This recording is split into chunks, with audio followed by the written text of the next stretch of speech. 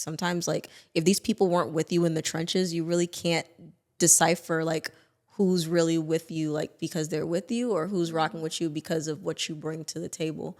Like I'm very blessed to be able to have like a solid core group of friends who knew me before like I quote unquote blew up. So I'm not as focused on making friends in the industry per se, but it is scary because it's like sometimes I am on the defense. Like, I don't know if this person likes me because I'm a dope person or if this person likes me because they read my recent interview and now they want to get in touch with that person's publicist or manager. So sometimes it's a little bit scary for me. And if I'm being completely honest, like I've had thoughts like recently about taking a hiatus from the industry. Like it's draining. And I feel like sometimes I tend to equate my worth and my mental wellness with my accolades and my job. And I don't want to be in a space where I'm doing that because Deshonda's worth isn't equated to how many interviews she can secure, how many famous people she talks to. But in this industry, it's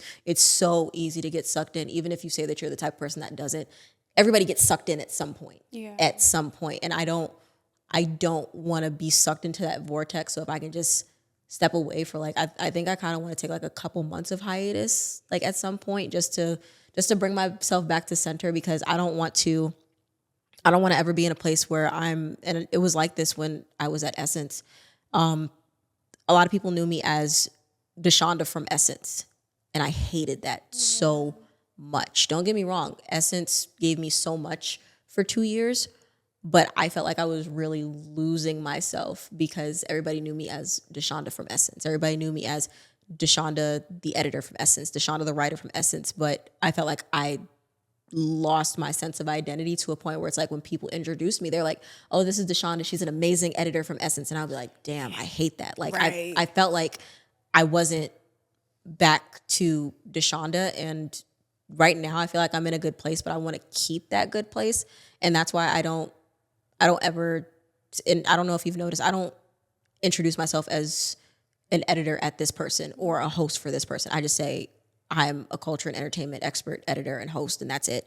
Whatever you want to lump me with from there is completely up to you. Yeah. But I like to take control of my own title before somebody labels me, and then I feel like I have to stick with that because that's why people rock with me.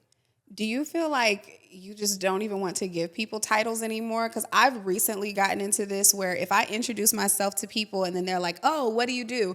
I'm usually just like taking a deep breath and I'm like, I do a lot of things. And like, I never talk about it. Like if you go on my LinkedIn, if you find me on social media, then cool, figure it out on your own. But I don't tell people what I do anymore. One, because it's just a lot to name. Yeah. And two, I just... Now that I've like moved into the production space and my boss and my mentor, she's absolutely amazing. There's so many people that want to get close to her. And because I'm like her right hand, they now want to get close to me. Yeah. And that is I'm so anti when it comes to stuff like that. And I have to protect my peace. And like, I'm also on like this personal journey where I just feel like I need to stay focused on what God has for me. And so there's a lot of people that just can't, you can't permeate this wall right now. And it's not me being a bitch. I just have to protect the vision that God has for me right now. Mm-hmm. But I'm afraid to tell people like who I am and what I do. And sometimes it's difficult for me to identify if that's part of my imposter syndrome or if it's really me protecting myself.